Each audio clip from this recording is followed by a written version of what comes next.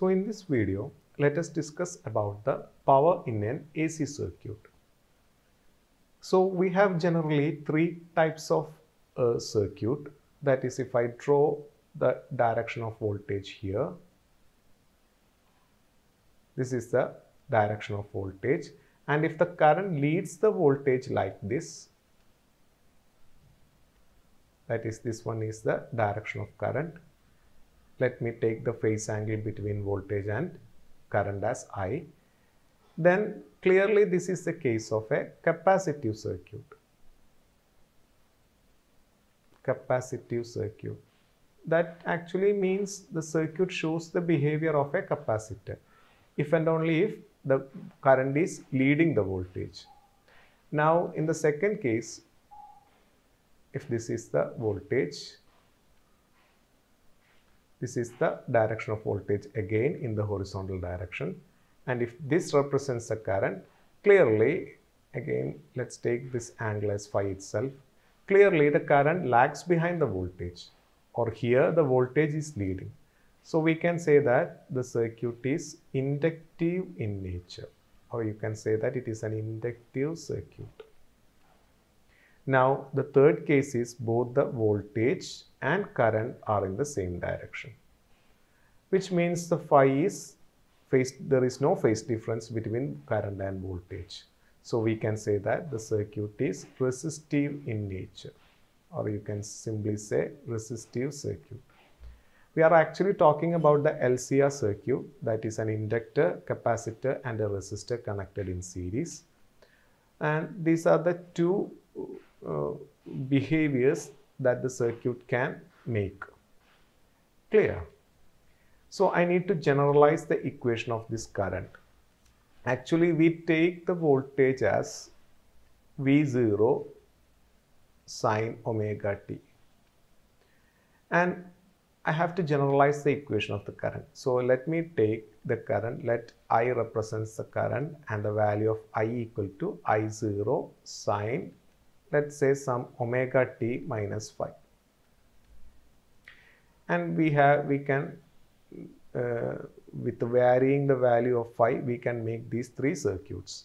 That is, if phi is negative, if that phi is negative, clearly this omega t minus phi will become positive, since phi, that is omega t minus this phi is negative. So clearly this value becomes positive and it is greater than omega t. So what does that mean? That is, if phi is negative, then the circuit is capacitive in nature. And what happens if phi is positive? Phi is positive means omega t minus phi is a value less than omega t. So you can say that current lags behind the voltage. So that will make the circuit inductive. Clear? And clearly if phi is 0, both this becomes omega t and there is no phase difference. So phi is equal to 0 represents the resistive circuit. So I can take the value of current generally as I equal to I0 sine omega t. So let's keep this in mind. Now we have the power in any circuit, the instantaneous power, let's take power as P, then we have power is equal to work done by time. Rate of doing work is the power, where W represents the work. And we know power is equal to, another expression for power is voltage into current, VI. Clear? So substituting dW by dt for P, we can write this equation as dW by dt is equal to, you can put V0 sine omega t for V, that is V0 sine omega t into I is actually I0 sine omega t minus phi. Now you can place this I0 near to V0. So this will be V0 I0 sine omega t sine omega t minus phi. So that is dw by dt, and if you take dt to the right, it will be like this. So let's call this as equation number 1. Now we need to simplify this expression. For that we have a formula, sine A into sine B is actually cos A minus B minus cos A plus B whole divided by 2. And we can use this formula to simplify this expression. Here omega t is actually A and omega t minus phi is actually B. So dw becomes V0 I0. Let's put a bracket in here. Now you can use this equation though. So cos A means cos omega t minus, you have to put this in brackets, omega t minus phi, that's our B, minus cos A plus B, that is omega t plus omega t minus phi. Clear? Whole divided by, don't forget the 2 here. Okay. Now simplifying this expression, you will get dw. Also there is a dt in here. So dw is equal to V0 I0. You can put the 2 in here. 2. This is equal to, see, this value become omega t minus omega t, minus and minus will make plus phi. So you can cancel this. So here it will become cos phi minus, here it will be omega t plus omega t is 2 omega t. So cos 2 omega t minus phi. Clear? So this will give the value of the small work. Now in order to find the total work, so to get the total work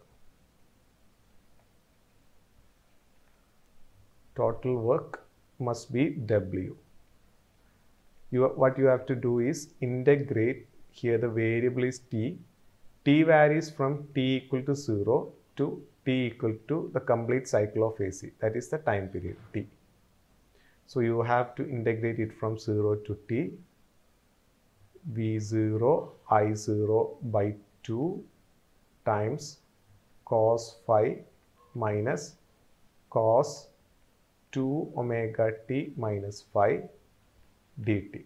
I forgot to put dt in here. This is actually a dt. Okay. So I can write this expression as omega is equal to 0 to t. Let's take this term V0 I0 by 2 cos phi dt minus, let's take this as the second term, 0 to t V0 I0 by 2 cos 2 omega t minus phi dt.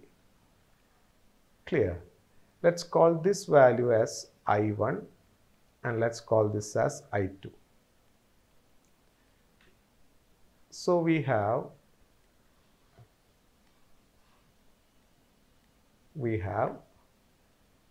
let's say the total work W is equal to I1 minus I2. Clearly I1 is equal to integral, let's call this as equation number 2, 0 to t V0 I0 by 2 cos phi dt.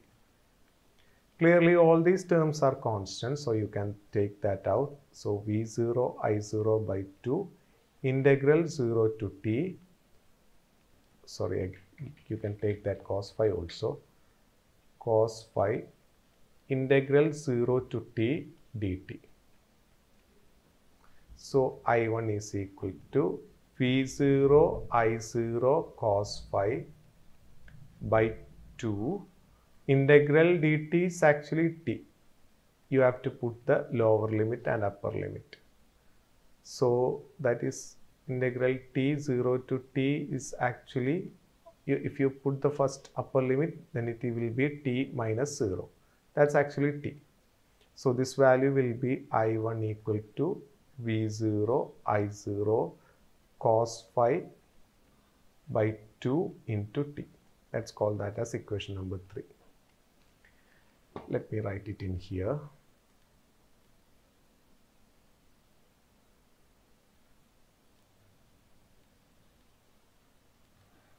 That is, the expression I1 is actually V0 I0 cos phi into t whole divided by 2.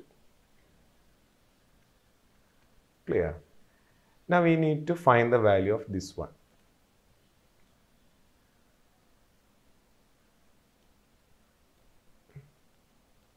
That is, I2 is equal to integral 0 to t V0 I0 by 2 cos of 2 omega t minus phi into dt. Again, this V0 I0 is constant. You can take that out. Integral 0 to t cos of 2 omega t minus phi dt. And the integral of this one is actually V0 I0 by 2. This is actually sine 2 omega t minus phi. That is, the integral of cos is sine. But you have to put this constant. This one is constant. So by 2 omega t dt. Actually, sine ax minus b, integral cos ax minus b dx is actually sine ax minus b by a. Clear? Plus some c. Here you don't have to put the c because we are dealing with definite integral 0 to t. No need to put dt in here. Okay. So simplifying this, you will get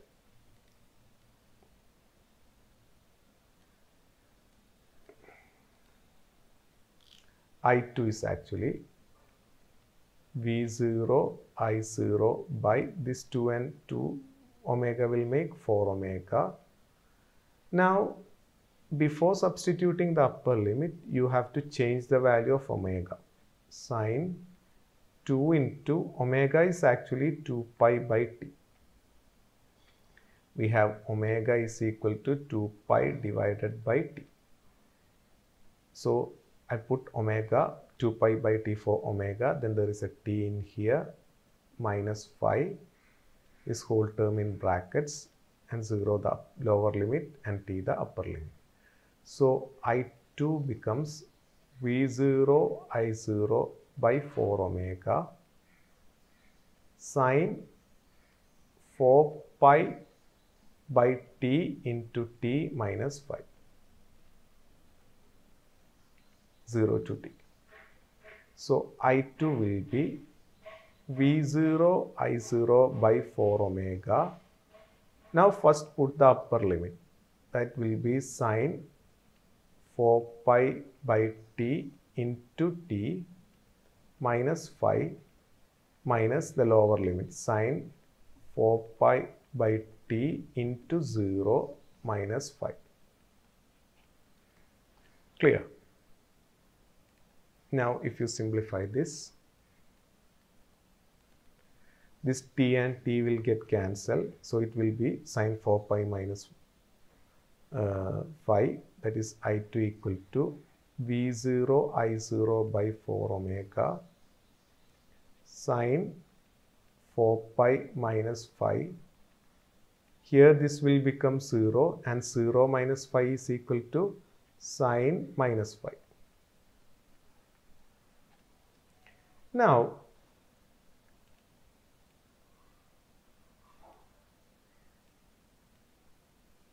See, we have I2 is equal to, let me write it here.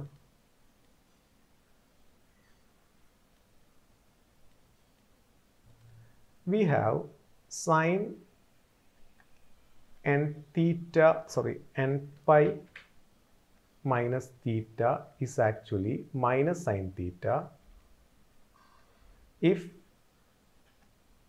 n is a multiple of, or n is equal to 0, 2, 4, 6, etc. If n is an even number, then sine n pi minus theta is minus sine theta.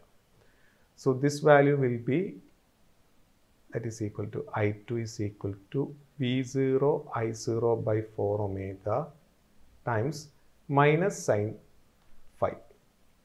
And we know sine of minus theta equal to minus sine theta.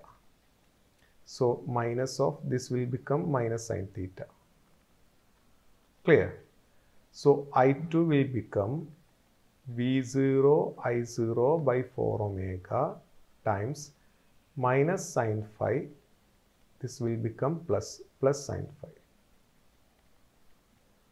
So this value becomes 0 and we have I2 equal to 0. Okay, we have I2 equal to 0. Now put these two equations, these two values in here, in our equation 2. Okay, so we have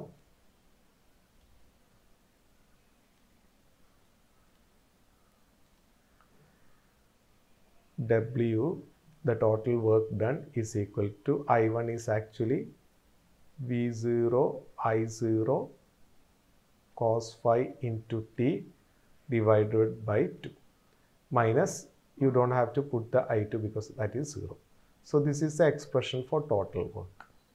Now to get the average power, you can write it as average power is equal to work done by average total work by total time.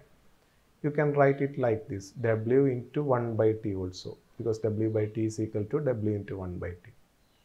Now the value of W is V0 I0 cos phi T divided by 2 into 1 by T.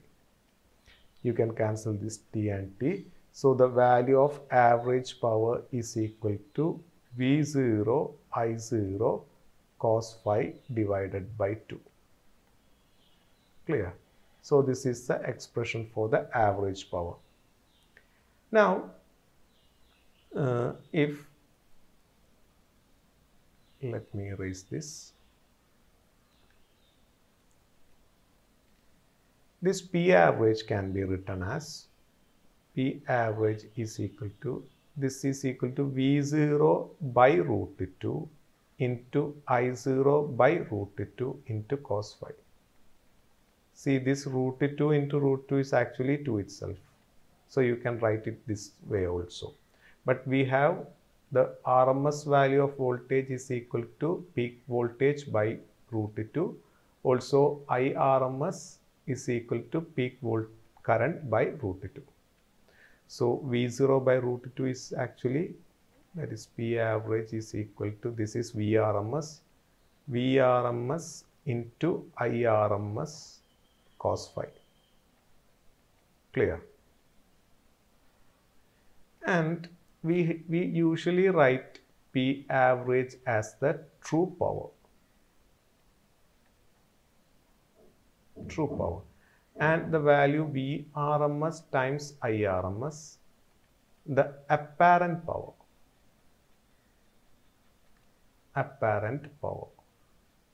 And cos phi is called the power factor, usually represented by PF. Okay, so this expression can be written as true power is equal to apparent power into power factor. Clear? So true power is equal to apparent power into power factor, or you can write power factor equal to true power by apparent power. That's actually the definition of power factor. Power factor actually means the ratio of the true power in a circuit to the apparent power. Clear? Again, if you draw the impedance triangle,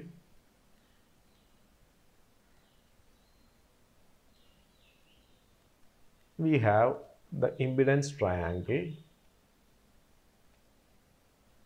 like this. This one is 90. This is actually angle phi. This is R, the resistance. This value will be XL minus XC, and this value is the total impedance. So from the circuit, you know cos phi is equal to, cos phi is adjacent side divided by hypotenuse. So R upon Z. So this is the value of cos phi.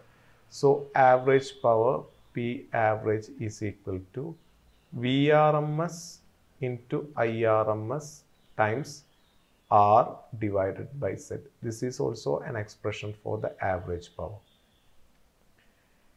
Now let's take the initial equation, or let's take the initial value of power, that is the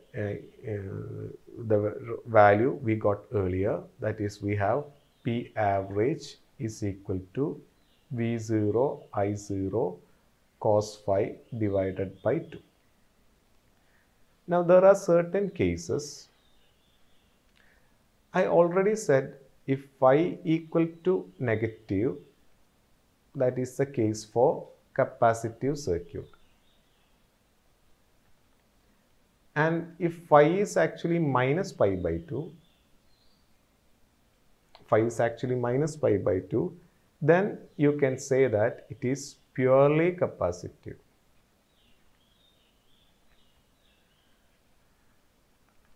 Okay. Now we have P average in a purely, let's see, represents a capacitive circuit. We have V0 I0 cos phi is actually minus pi by 2 by 2. But cos 90 is actually 0. Cos minus 90 is also 0.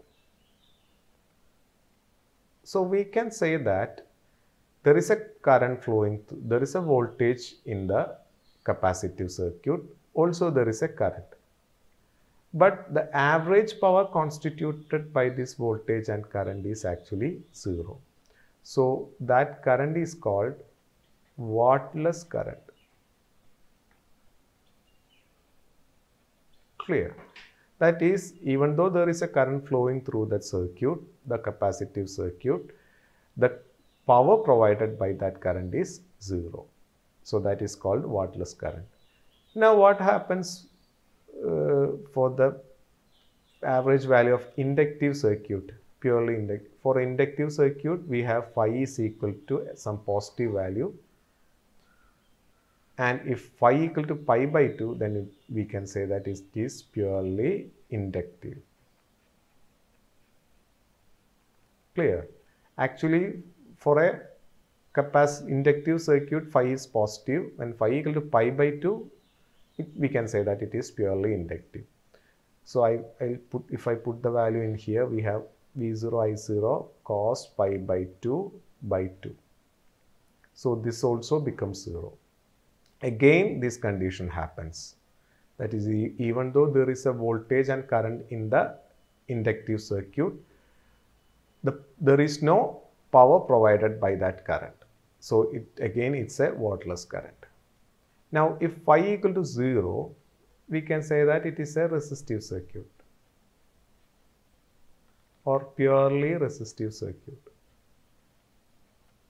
Now, if I plug in the value of phi in the equation, you will get P average is equal to